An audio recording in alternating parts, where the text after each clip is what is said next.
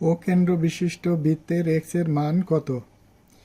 একটা বৃত্তের A B C D একটি অন্তর্লিখিত চতুর্ভুজ দেওয়া আছে।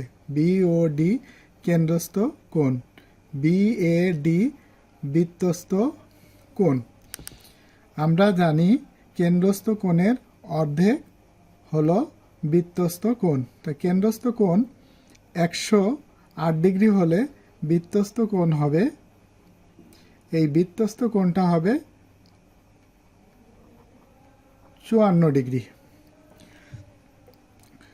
আমরা আরও জানি যে বৃত্তের অন্তর্লিখিত চতুর্ভুজের বিপরীত দুইটি কোণের সমষ্টি 180 ডিগ্রি।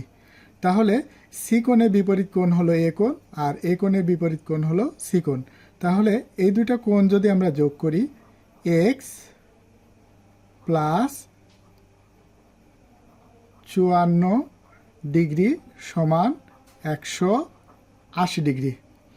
এখন এক্স বা এখন আমাদের এক্স মুক্ত করতে হবে, তো এটা প্লাস আছে, ওই পাশে গেলে মাইনাস, অর্থাৎ স্থান পরিবর্তন করলে সাইন পরিবর্তন হবে। 180 ডিগ্রি মাইনাস 54 ডিগ্রি, বা এক্স সমান 10 থেকে 4 বাদ দিলে থাকে হলো 6, হাতের 1, 6, 2, 1, 126 ডিগ্রি।